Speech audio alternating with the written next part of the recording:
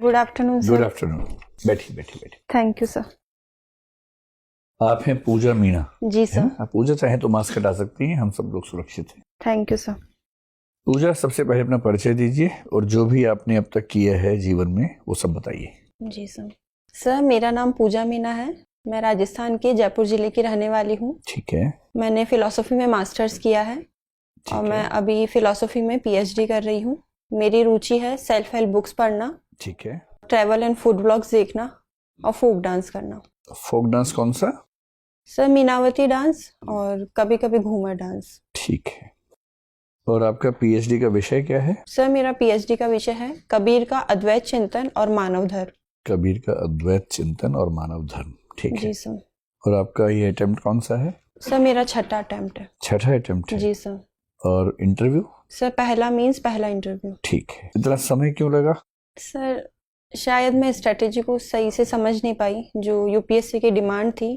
पहले दूसरे अटेम्प्ट में शायद वो लगा क्योंकि मेरा जीएस का जो पेपर था वो कुछ अंकों से छूट रहा था, लेकिन सर जब डिमांड समझ में आई तो शायद कहीं ना कहीं प्रेशर रह रहा था कि अब अटेम्प्ट्स बढ़ रहे हैं, तो सर सीसेट की वजह से नहीं हो पा रहा था। अच्छा। और आपका वैकल्पिक विषय क्या है? Sir philosophy. फिलोसफी है। तो फिलोसफी में ही आपने अब तक ज्यादा पढ़ाई की है, इसका जी मतलब सर। है ना? तो ये बताएं कि जो अद्वैत वेदांत है जी सर। शंकराचार्य का, उसमें सत्य के या सत्ता के कितने स्तर माने गए हैं और उन्हें सरल भाषा में कैसे हम समझ सकते हैं? सर अद्वैत वेदांत में शंकर ने सत्ता के 3 स्तर बताए हैं।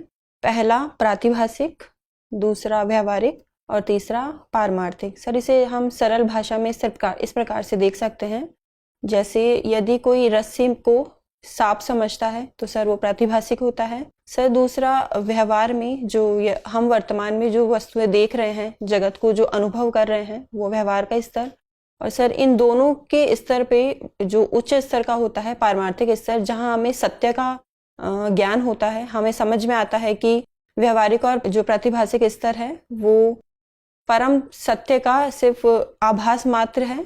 परम अद्वैत वेदांत के अनुसार अहम ब्रह्मास्मि या तत्वमसि, ब्रह्म ही एकमात्र सत्य है। तो सर ये 3 स्तर तो माने। क्या ये कह दें कि रस्सी को सांप समझना प्रतिभास है, रस्सी को रस्सी समझना व्यवहार है और रस्सी को ब्रह्म समझना परमार्थ है? जी सर ऐसा कहा जा सकता कह है। सकते हैं। जी सर। सत्य और असत का लक्षण क्या है, परिभाषा क्या है शंकराचार्य के यहाँ? सर यदि मैं गलत नहीं हूँ तो सर सत्य वह है जो चेतनवान है या चेतनावत है, जो असत नहीं कहा जा सकता, और असत वह है जो सत्य की श्रेणी में नहीं आता है, जो जड़ स्वरूप। शंकर ने कहा कि सत्य वह है जो त्रिकाल अबाधित है और असत वह है जो त्रिकाल बाधित है। जी सर। क्या मतलब है इस वाक्य का? सर सत्य की परिभाषा त्रिकाला बाधित, जो भूत भविष्य और वर्तमान तीनों में एक जैसा हो, जिसका किसी भी प्रमाण से बाध नहीं किया जा सकता। ठीक है, बहुत बढ़िया। जी सर। और शंकर के यहाँ जो एक शब्द है मिथ्या, उसको लेके बड़ा समाज में कंफ्यूजन जी रहता सर। है। आप बताएं कि मिथ्या का क्या मतलब है शंकर के यहाँ, और क्या सच में जगत मिथ्या है? सर मुझे लगता है कि उन्होंने जगत को मिथ्या उस अर्थ में कहा होगा कि एक मनुष्य जगत की जो भौतिकवादी व्यवस्था है या जो अपने इच्छाओं पे वो नियंत्रण नहीं कर पाता है, अपनी वासनाओं के अनुरूप व्यवहार करता है, तो उन्होंने उस अर्थ में कहा कि आप परम तत्व कुछ और है, परम सत्य का आप अनुभव कीजिए, परम सत्य जो है अपनी चेतना के अनुसार काम कीजिए बजाय भौतिकवादी वस्तुओं के पीछे। क्या मिथ्या और असत एक ही बात है? जब शंकर कहते हैं कि जगत मिथ्या है तो क्या वो ये कहते हैं कि जगत असत्य है, या इन दोनों में कोई अंतर है? जी सर। मैं आपसे ये इसलिए पूछ रहा हूँ क्योंकि आप पीएचडी कर रही हैं अद्वैत वेदांत पर। सर जगत को मिथ्या कहना अलग बात है और जगत को असत कहना अलग बात बहुत है। बढ़िया, समझा के बताइए कैसे। सर मैं कुछ समय लेना हाँ, चाहूंगी। समय लीजिए, आराम से सोचिए। सर असत की जैसे शंकर ने परिभाषा दी कि असत तीनों काल में बाधित किए जा सकते हैं, पर सर यदि हम जगत को देखें तो सर जगत का ऐसा स्वरूप नहीं है, वो असत की परिभाषा में नहीं आते हैं। उन्हें सिर्फ व्यवहारिक स्तर में वो सत्य माने जाते हैं, लेकिन यदि हम पारमार्थिक स्तर पे जाते हैं तो जगत तब मिथ्या माना जाता है। तो बहुत सर बढ़िया, जब इतना क्लैरिटी है तो फिर आप क्यों घबरा रही हैं बताने जी से? सर। बहुत अच्छी बात है।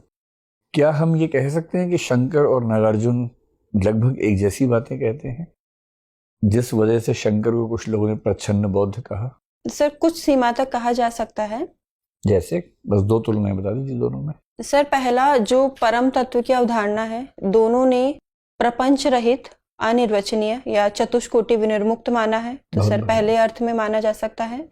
और सर दूसरा, जो सत्ता के स्तर माने गए हैं सर, उस स्तर पे एक ये समानता देखी जा सकती है। ठीक है, बहुत बढ़िया।